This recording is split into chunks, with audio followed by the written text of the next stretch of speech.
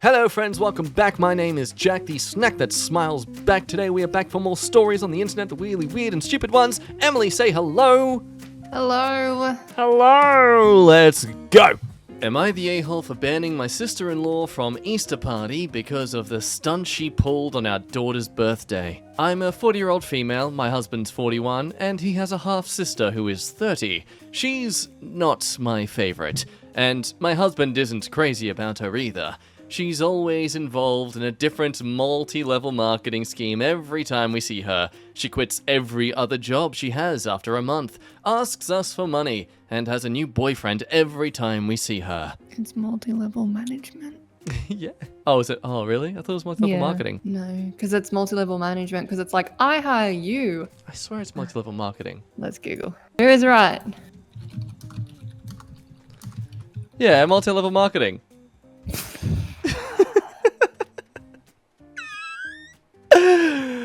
I'm not even gonna get that out of the edit. I'm gonna keep it in. I was more correct than the woman. Anyway, victory for all men out there aside. Our daughter, 13, has always been crazy about her though. She's the fun aunt. There's been numerous other times we've been upset with her because of something she did or said around our daughter that we found inappropriate. But her 13th birthday takes the cake. Did she steal her cake? Yeah, she stole the cake, yeah. This happened 2 weeks ago. Our daughter turned 13, and what sister-in-law decided to do for her was take her to the mall so she can buy her some clothes that she wants. No problems with that at all. But the secret present is what husband and I have flipped over. Oh, she totally bought her some sort of like, you get to join my marketing program. You get to be your own boss. Probably signed her up for a credit card. Turns out, she took our daughter to one of her friend's apartments who pierced her belly button. I found out when I found my daughter disinfecting it a few days later. Our daughter has expressed wanting this to her dad and I, and we firmly said no. My husband thinks they're trashy, and I sort of agree. Maybe when she's a little older, if that's really what she wants, but 13? No way. Okay, it is sounding like maybe the parents are a bit conservative, but Also, sister-in-law didn't take her to a place that does piercings. She just had her friend do it.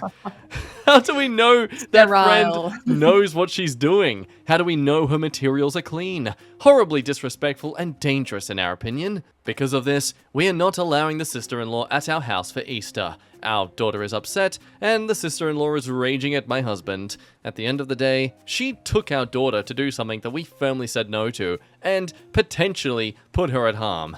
We also aren't going to allow our daughter to go with her aunt alone anywhere anytime soon.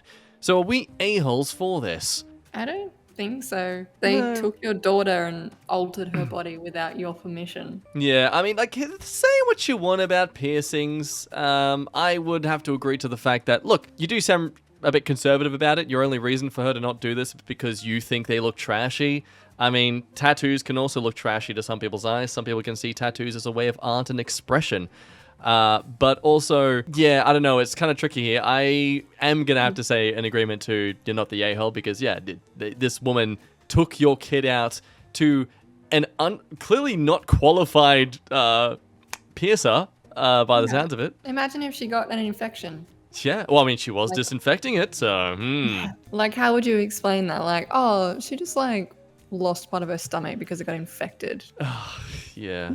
But you're still the fun aunt. Yay! Because she's crazy, you know? She's just a little bad girl, just like you in her, late 30s. She's definitely going to take her to get her first drink when she's like 16. She's Oh, like, don't tell mum and dad, I'll sneak you in. Oh, yeah. I got you a fake ID. Don't worry, I'm the fun aunt. Top comment saying, Nata, and I take 13-year-old to get a panel done to test for disease transmitted by dirty needles.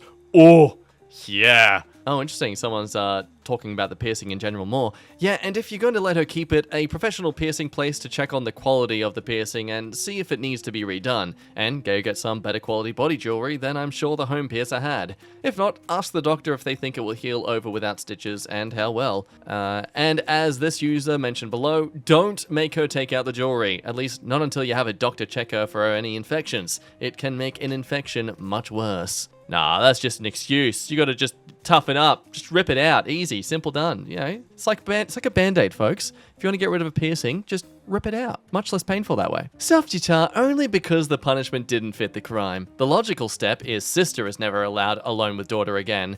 Easter isn't the hill to die on, really.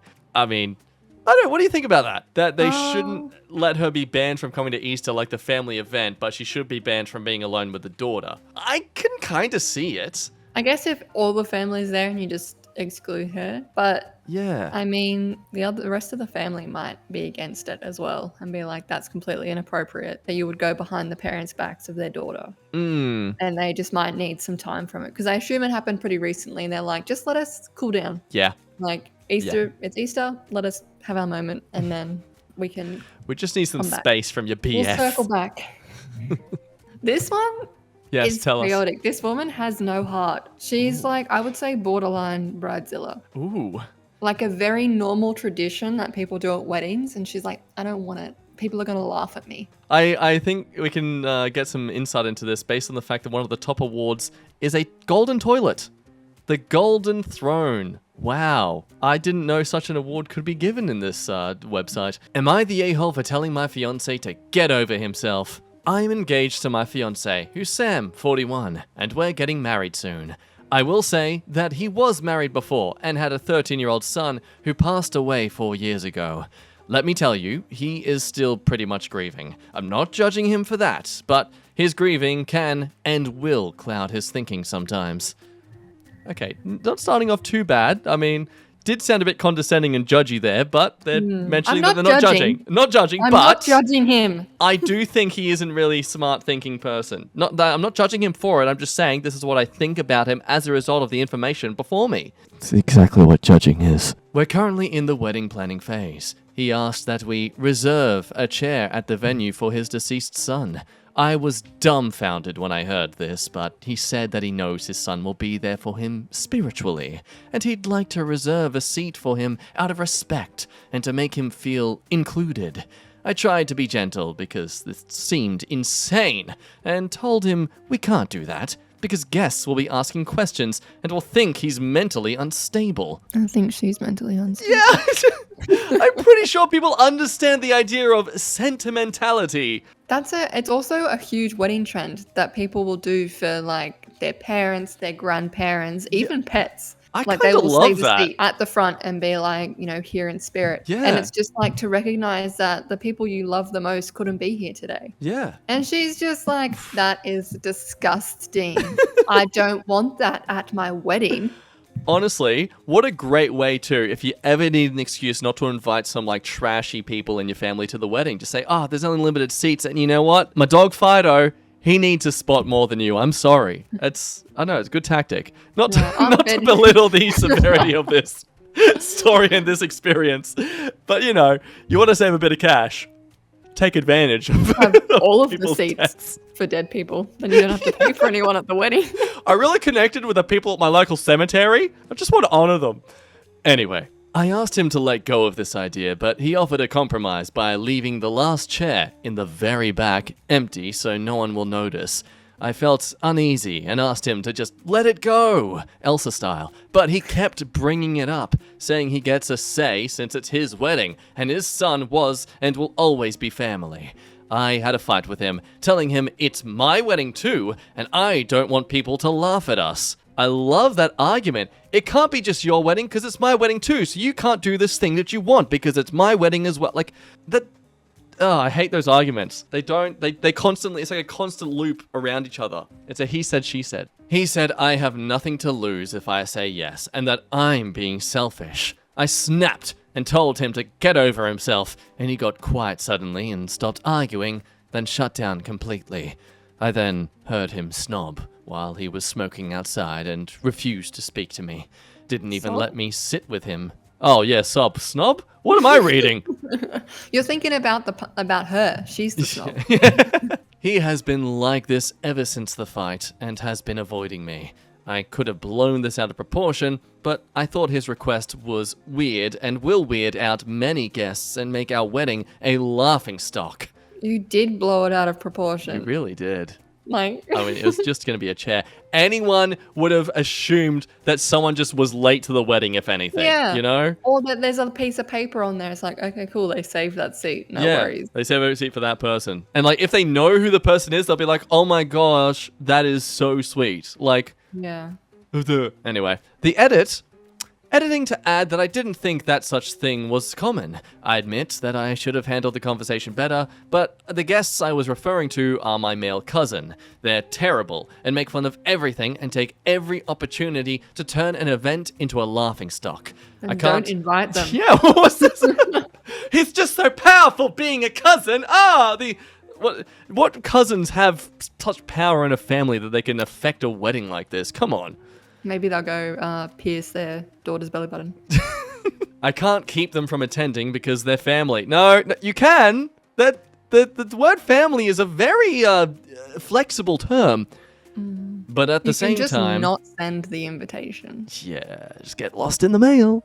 Oopsie. I can't keep them from attending because they're family, but at the same time, don't want to give them a chance to hurt Sam's feelings or make rude comments. I love Sam and sympathize with his struggle, but I feel like he's being dismissive of my feelings and thoughts. You are literally doing that! It's that kind of thing where people say things like, like there's another story I was reading where him and his partner, he's having issues because like he wants certain things in the relationship, but she doesn't like those things personally. Like she finds no pleasure from them. My girlfriend has this rational belief that if we both don't get pleasure from it, we shouldn't do it. Is a 180 in itself of basically her saying, if I don't get pleasure from this, we're never doing this. It's only doing what she wants, not what you both want. And this is exactly this kind of thing here, where it's like, she's not caring about him because she thinks he's not caring about her. It's just this, again, it's going back to the whole paradox thing. You're just constantly going back and forth with this logic that in itself is you just being selfish about the situation, not at all, you're hiding behind this veil of like, oh, see, I'm thinking about both of us and how we'll both look in this situation. When no, it's, you only care about how you look in this situation. They feel fine about it. They are happy to do this. He basically, so he's lost his son. Yes. His son has died. Mm-hmm. And she's comparing that to the potential of her cousin laughing at a small thing at the wedding. Well, you know, And like emotion-wise, they're equivalent to each other. She's in a worse situation because he's died, but she has to deal with a cousin making a joke. I mean, you just can't compare them. That being a third-party victim to a joke, that's worse than death, as we all know. If we're, in grade 7. Anyway, top comment. Yatta, a wedding is about both of you. He offered a compromise. You're putting your foot down. Why? What he wants is harmless and also really sweet.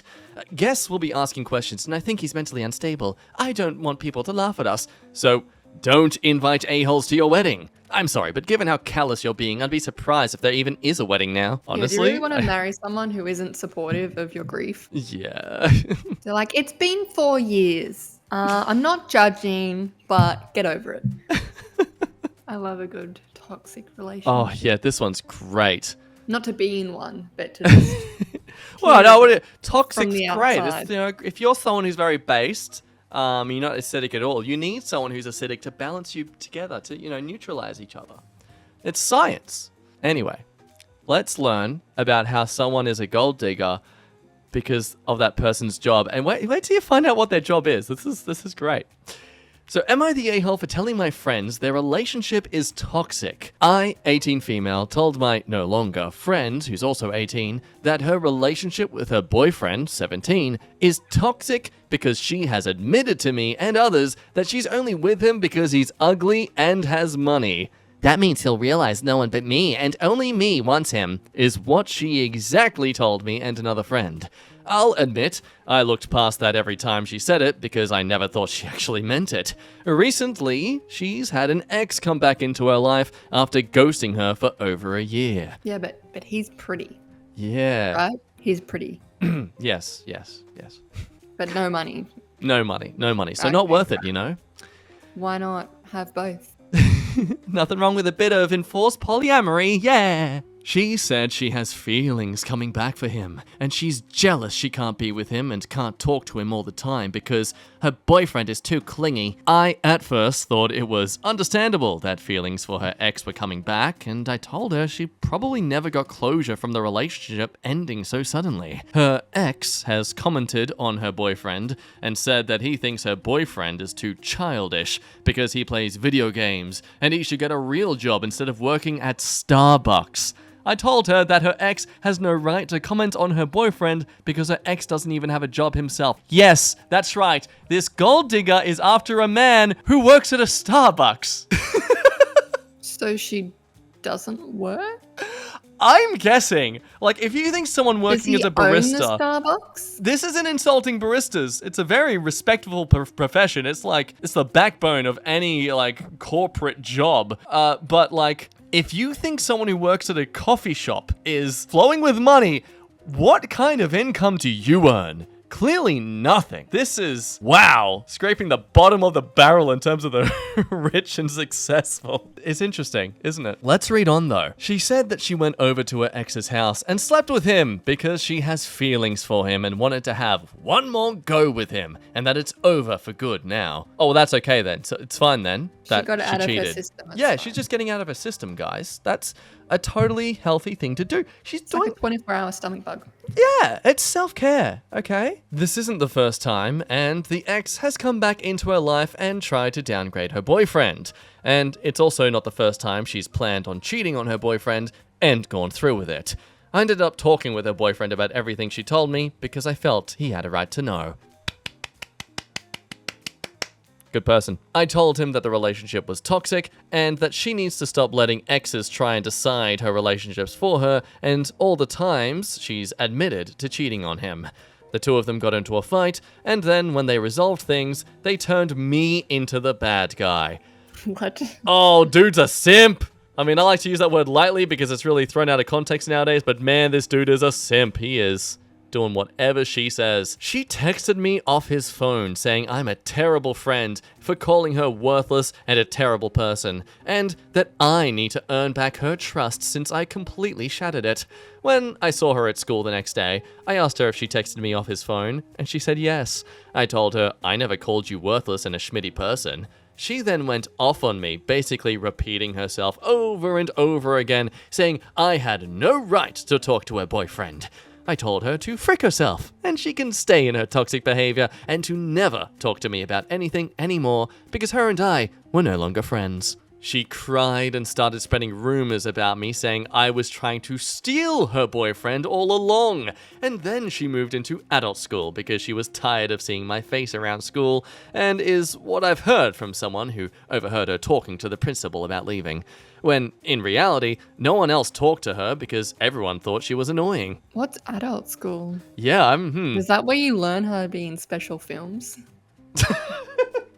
Oh, yeah, I really question what their film subject is all about. Or do they mean college? I think it's a school for people who just... Or like mature age people. Yeah, like, some people just don't really work well in their younger teen or like, late teens and stuff in school. They have to go to a school like learning those subjects and those skills and stuff while still adults.